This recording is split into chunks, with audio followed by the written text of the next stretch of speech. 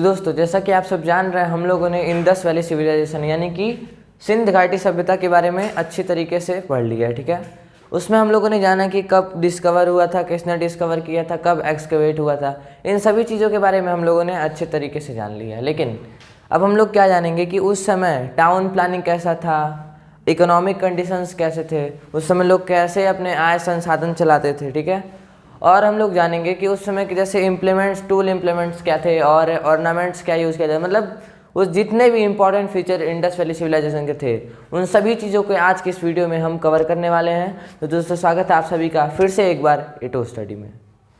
तो चलिए अब हम लोग किसके बारे में जानेंगे।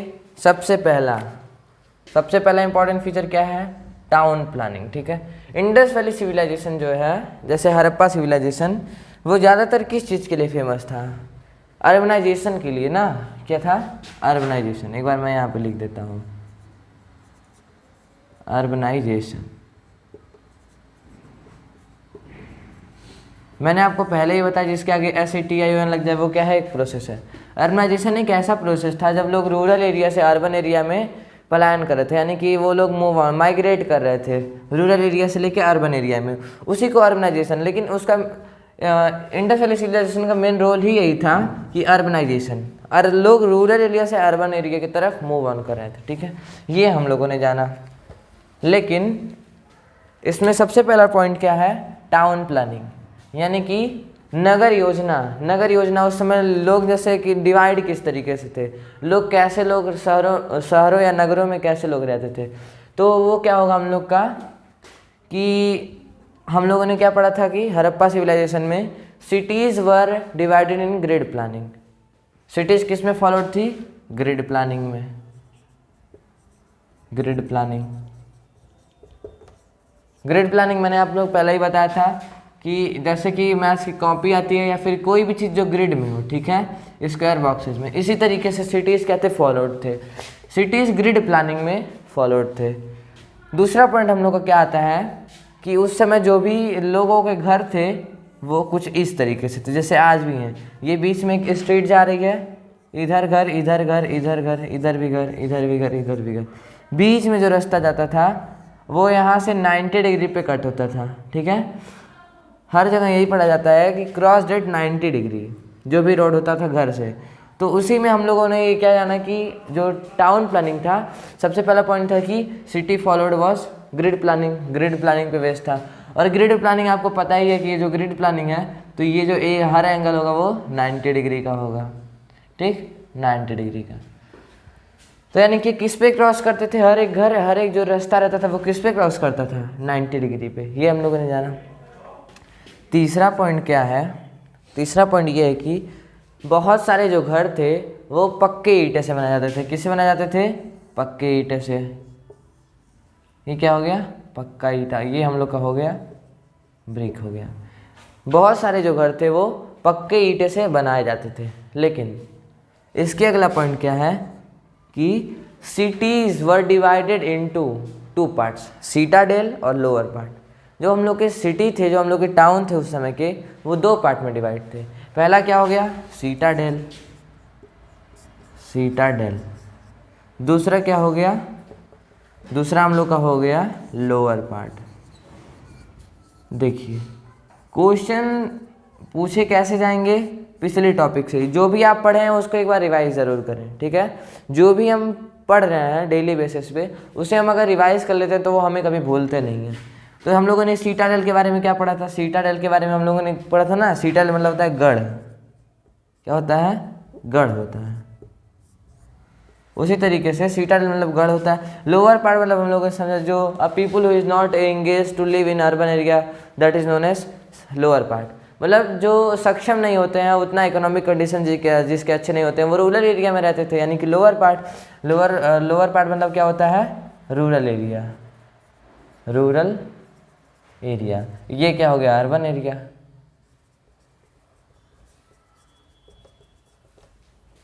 तो जो सीटाडेल था वो सिटीज़ था, और लोअर पार्ट क्या था, हम लोग का रूरल एरिया था। तो और हम लोगों ने क्या क्या समझा इस टॉपिक में, टाउन प्लानिंग मतलब होता है नगर योजना। नगर योजना उस समय ग्रिड प्लानिंग पे बेस्ड था, ये हम लोगों ने पढ़ा था। बहुत सारे घर जो थे वो पक्के ईंटे से बनाए जाते थे। सिटी दो पार्ट में डिवाइड थी, एक सीटाडेल और एक लोअर पार्ट। सीटाडेल मतलब क्या होता है? सीटाडेल मतलब ये होता है कि जो अपर कास्ट मतलब जिसके पास जिसके इकोनॉमिक कंडीशंस अच्छे थे वो सीटाडेल में रहते थे, और जिसके इकोनॉमिक कंडीशन उतने अच्छे नहीं थे वो लोअर पार्ट यानी कि रूरल एरिया में रहते थे। चलिए अब हम लोग किसके बारे में जानेंगे? ड्रेनेज सिस्टम के बारे में जानेंगे, यानी कि जल निकासी व्यवस्था के बारे में। ड्रेनेज सिस्टम मतलब क्या होता है? ड्रेन मतलब होता है निकासी, मतलब खाली करना, और सिस्टम मतलब आपको पता है प्रक्रिया। तो जल निकासी प्रक्रिया, ठीक है। जल निकासी प्रक्रिया को हम लोग क्या कहते हैं? ड्रेनेज सिस्टम कहते हैं। यानी कि जैसे आप लोगों ने देखा होगा, मान लीजिए ये आपका घर हो गया, ठीक है, ये आपका घर हो गया, यहाँ पे आपका किचन है, ठीक, यहाँ किचन है और यहाँ पे बाथरूम है। तो जो यहाँ का पाइप जैसे होता है ना घर में, वॉशरूम में, किचन में, जैसे पाइप्स लगे रहते हैं, इंटरकनेक्टेड रहते हैं एक दूसरे से, जो एक होता है, एक मेन पाइप होता है, उससे हम लोग का जो पानी रहता है वो मेन नाले में जाके गिरता है। उसी तरीके से अब सोचिए इंडस वैली सिविलाइजेशन कितने लगभग 1921 में खोज हुई थी, और ये लगभग आपका 1500 से 1600 BC के समय इंडस वैली सिविलाइजेशन पाया गया था। उस समय भी लोग क्या थे? इतने एडवांस थे कि उन लोगों को ड्रेनेज सिस्टम के बारे में पता था।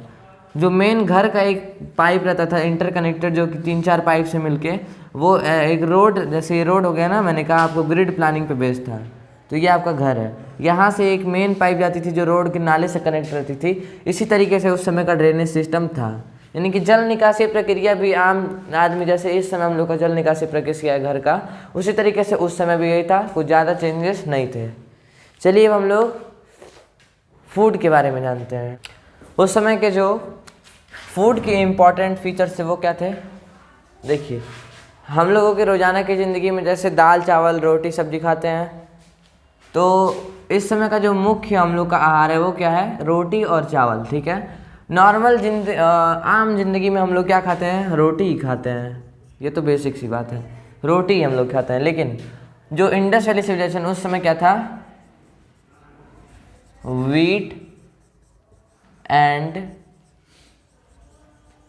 बार्ली, ये क्या थे? स्टेपल फूड थे। अब आप कंफ्यूज हो रहे होंगे कि स्टेपल फूड मतलब क्या होता है? स्टेपल फूड मतलब होता है मूल आहार, यानी कि मुख्य आहार, ठीक है। मेन उन लोग को इसी बेस्ड पे उन सभी का वो जो फूड का प्रोसेस था वो यही था। यानी कि व्हीट मतलब होता है गेहूं और जौ। गेहूं और जौ ये उस समय के मुख्य आहार थे। जैसे हम लोग इस समय ज़्यादातर लोग रोटी ही खाते हैं आटे का, वो भी गेहूं का ही होता है। यानी कि जो व्हीट प्रोसेस है ये बहुत पहले से चला आ रहा है अभी तक हम लोग की सिविलाइजेशन में। अभी तक के सभ्यता में हम लोग का जो मेन फूड है वो क्या है? व्हीट, या आप कह सकते हैं रोटी। आखिर में व्हीट से ही तो रोटी बनती है, ठीक है। तो उस समय का जो नॉलेज के हिसाब से बुक के अकॉर्डिंग उस समय का जो मेन फूड था वो व्हीट और बार्ली था, ठीक है। अब खाने को तो लोग कुछ भी खा सकते हैं, लेकिन जो बुक के अकॉर्डिंग व्हीट और बार्ली उस समय के स्टेपल फूड यानी कि मुख्य आहार माने जाते हैं।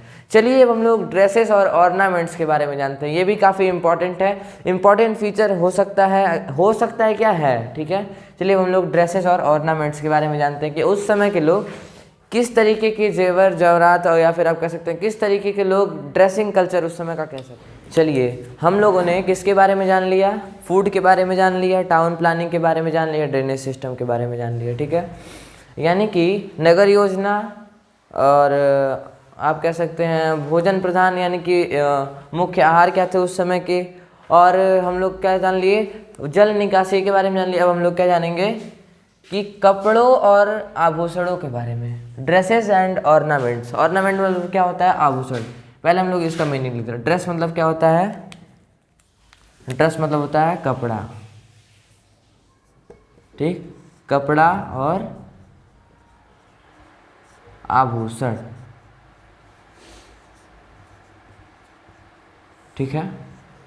कपड़ों और आभूषणों के बारे में जानेंगे कि उस समय लोग किस टाइप के मतलब आप कह सकते हैं किस तरीके के मेटल से, आप कह सकते हैं कि डायमंड से, सिल्वर से, मतलब कौन से ऐसे मेटल्स थे उस समय जिससे लोग ऑर्नामेंट्स बना के उस समय यूज करते थे, कौन से कपड़े यूज किए जाते थे, ठंडक में कौन से कपड़े पहने जाते थे, और आम जिंदगी में लोग किस तरीके से उस समय लोग कल्चर्ड रहते थे ड्रेसिंग सेंस को लेके।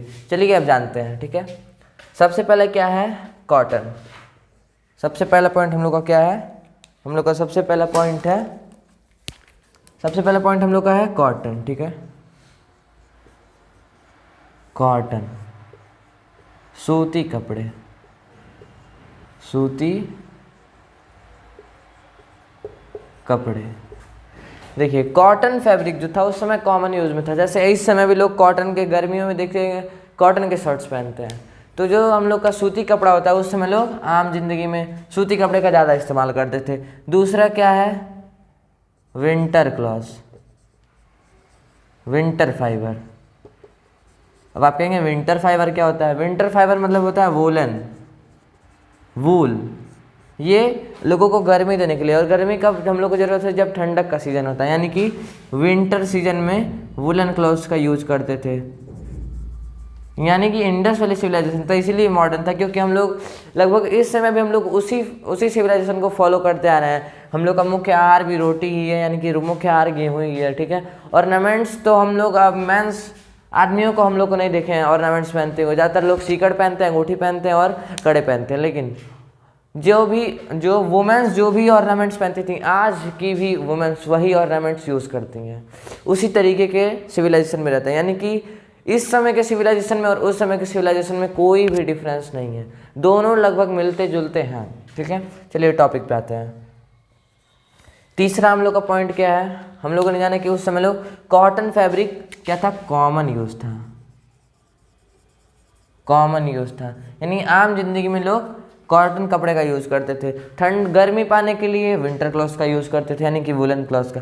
तीसरा पॉइंट क्या है, ऑर्नामेंट्स वर वोर by both man and women, by both. Ornament वोर बाय बोथ, बोथ। वोर मतलब क्या होता है, पहनना। ऑर्नामेंट जो थे वो दोनों द्वारा पहने जाते थे, मैन एंड वुमेन। मैन और वुमेन दोनों के द्वारा ऑर्नामेंट पहने जाते थे। लेकिन अब चलिए जानते हैं कि किस टाइप के धातु से, किस टाइप के पदार्थों से, किन द्रव्यों से उन आभूषणों को बनाया जाता था। क्योंकि ड्रेसेस वाला पॉइंट हम लोगों ने खत्म कर लिया कि ड्रेसेस किस तरीके थे, ठीक है। ड्रेसेस वाला पॉइंट हम लोग का हो गया। अब हम क्या जानेंगे, ऑर्नामेंट्स, यानी कि क्या होता है, आभूषण। जैसे कि आप यहाँ देख रहे हैं किस तरीके के आभूषण उस समय लोग पहनते थे। और वैन मैन एंड वुमेन दोनों ऑर्नामेंट्स पहनते थे, लेकिन अलग अलग तरीके के। अब हम लोग क्या जानेंगे कि किस तरीके के धातु से उस समय आभूषणों की प्रक्रिया, यानी उस समय के आभूषण किस तरीके के द्रव्यों से बनाए जाते थे। उस समय जो जेवर थे वो किस मेटल से बनाए जाते थे, अब हम लोग ये जानेंगे। चलिए अब हम लोग क्या जानेंगे कि एनिमल्स के बारे में, एनिमल्स के इंपॉर्टेंट फीचर, यानी कौन कौन से ऐसे एनिमल्स थे जो उस समय पाए गए थे। किसके बारे में, एनिमल्स के बारे में, ठीक। एनिमल्स में सबसे पहला हम लोग को क्या है, हम्ड बुल। क्या है, हम्ड बुल। ये हम्ड है, PED, हम्ड बुल। हम्ड मतलब क्या होता है, कुबड़, कुबड़ वाला बैल, कुबड़ वाला बैल। दूसरा हम लोग का क्या है, गोट, बकरी। तीसरा है कैट, यानी कि बिल्ली। चौथा हम लोग का है बफेलो, यानी कि भैंस। चौथा है, पांचवा क्या है, ऑक्सन, जिसका मतलब होता है सिर्फ बैल। छठवां क्या है, डॉग। ठीक है, इतना देख लिया। चलिए अब समझते हैं। हम्ड बुल यानी कि कुबड़ वाले बैल उस समय पाए जाते थे। गोट मतलब बकरी भी थी, कैट बिल्ली भी उस समय थी, और बफेलो भैंस भी थी। ऑक्सन मतलब यानी कि बैल। लेकिन ऑक्सन में और इन दोनों में कोई ज़्यादा डिफरेंस नहीं है। जैसे कि आप फिगर में देख सकते हैं उस समय लोग कुबड़ वाले बैल कैसे थे और सादे बैल कैसे होते हैं। डॉग का एक इम्पॉर्टेंट फीचर था। कुत्ता क्या होता है, बहुत वफादार होता है, इसीलिए उस समय लोग इसको डोमेस्टिक पेट के नाम से कहते थे। क्या था ये, उस समय का ये डोमेस्टिक पेट कौन था, कुत्ता था। लोग बिल्ली भी पाल लेते हैं, भैंस दूध के लिए पालते हैं, अपने स्वार्थ के लिए भैंस गाय को पालते हैं, लेकिन उस समय जो कुत्ता वफादार था इसलिए उसको डोमेस्टिक पेट में लिया गया। और सबसे इम्पॉर्टेंट, उस समय हॉर्स के भी एविडेंट पाए गए थे, हॉर्स के भी एविडेंस उस समय पाए गए थे। हॉर्स, ठीक है, स्पेलिंग लिख देता हूँ मैं, HORSE, हॉर्स। हॉर्स के भी एविडेंस उस समय पाए गए थे। चलिए हम लोग नेक्स्ट टॉपिक की तरफ चलते हैं। चलिए अब हम लोग क्या जानेंगे, वेपन्स। उस समय लोग हथियार, देखिए हम लोगों ने हिस्ट्री हम लोगों ने पढ़ना शुरू किया एंशिएंट इंडिया के बारे में पढ़ना, प्राचीन भारत में। उसमें हम लोगों ने एजेस के बारे में देखा, paleolithic age, mesolithic age, neolithic age. Paleolithic मतलब पूर्व पाषाण काल, मेसोलिथिक मतलब मध्य पाषाण काल, नियोलिथिक मतलब नव पाषाण काल, और कैल्कोलिथिक यानी कॉपर एज। इन सभी एजेस में हम लोगों ने कब देखा, जब मेसोलिथिक एज आया तो लोग स्टोन्स के बारे में जानना शुरू किए। और देखिए सबसे पहले इंसान की उत्पत्ति किससे हुई थी, स्टोन से हुई थी। उसके बाद से लोग फायर आए, नियोलिथिक एज में फायर का डिस्कवर हुआ, फायर की डिस्कवरी नियोलिथिक एज में हुई थी। लोग पत्थर से पत्थर रख रहे तो आग हो गया, ठीक है, पत्थर से पत्थर रख रहे तो आग हो गया। शायरी नहीं है, बस ऐसे ही मैंने बना दिया। देखिए अब हम लोग क्या जानेंगे, वेपन्स के बारे में, यानी हथियार। उस समय लोग अपने बचाव के लिए हथियार, या फिर आप कह सकते हैं क्योंकि उस समय लोग सिंसियर हो गए थे ना, उस समय के लोग सिंसियर हो गए थे, वरना जानवरों के ऊपर हमला करके वो भोजन तो उन लोग का वीट बार्ली था, तो अब जानवरों का शिकार तो करते नहीं थे, लेकिन आत्मरक्षा के लिए जो वेपन्स यूज होते थे वो क्या थे, चलिए जानते हैं। सबसे पहला क्या है, एक्सेस। अब एक्सेस क्यों, AXES, मैं अच्छे से लिख देता हूँ, AXES मतलब होता है कुल्हाड़ी। अब देखिए इसके कई उपलक्षिता हो सकती है इसको ऑर्गेनाइज करने के लिए। कुल्हाड़ी से लोग पेड़ काटकर अपने आय संसाधन को उजागरित कर सकते थे, लकड़ी काटकर बेचते थे तो उनसे उनको इकोनॉमिक कंडीशन अच्छी होती थी जो लोग गांव में रहते थे। लेकिन ज़्यादातर लोग शहरों की तरफ अर्बनाइजेशन की वजह से मूव ऑन करना शुरू कर दिए थे, लेकिन जो लोग रूरल एरिया में रहते थे वो कुल्हाड़ी की मदद से लकड़ी काटकर लकड़ी दूसरे देशों में बेचकर व्यापार करते थे, जिससे उनकी इकोनॉमिक कंडीशन, जिससे वो अपने पेट पालते थे, ठीक है। दूसरा हम लोग का क्या है, स्पीयर्स, यानी कि भाला, जैसे कि आप इमेज में देख सकते हैं भाला। उस समय भाला यानी कि आत्मरक्षा के लिए उस समय लोग यूज करते थे इसे। तीसरा क्या है, डैगर्स, ठीक है, इसका मतलब होता है खंजर, कुछ इस तरीके से होता है खंजर, इमेज में आप देख सकते हैं खंजर उस समय लोग यूज करते थे वेपन्स में। चौथा हम लोग का क्या है, बोज एंड एरोस, ये भी नियोलिथिक एज में ही आया था। बोज एंड एरोस भी नियोलिथिक एज से ही आना शुरू हुए थे, बोज एंड एरोस ये भी नियोलिथिक एज से ही आने शुरू हुए थे। तीर या धनुष का भी जो निर्माण था वो नियोलिथिक एज में हुआ था। तो दोस्तों मैं आशा करता हूँ आपके लिए ये topic important features of Indus valley civilization clear होगा। इस वीडियो को हम लोग 2 पार्ट में डिवाइड करेंगे, ठीक है, इस वीडियो को हम लोग 2 पार्ट में डिवाइड करेंगे। अभी हम लोग इंडस स्क्रिप्ट्स और आप कह सकते हैं पॉलिटिकल ऑर्गेनाइजेशन उस समय की कैसी थी, आर्ट एंड क्राफ्ट्स, बहुत सारी और इंपॉर्टेंट फीचर्स के अगले पार्ट में जानेंगे। मैं आशा करता हूँ आपके लिए ये टॉपिक क्लियर हो गया होगा, important feature of Indus valley civilization, यानी कि ऐसे कुछ मुख्य रोचक तत्वों के बारे में जो इंडस सिंध घाटी सभ्यता के रिगार्डिंग थे। और अगर आपको कोई भी डाउट हो तो आप कमेंट कर सकते हैं हमें, ताकि हम उसके ऊपर एक डिटेल वीडियो बनाएं। पिछले वीडियो में हम लोगों ने इंडस वैली सिविलाइजेशन के बारे में जाना था, आप अगर इच्छुक हैं तो उस वीडियो को देख सकते हैं, हम लोगों ने लिंक डिस्क्रिप्शन में दे दिया है। Till then keep practice, have fun, thank you very much everyone, stay tuned.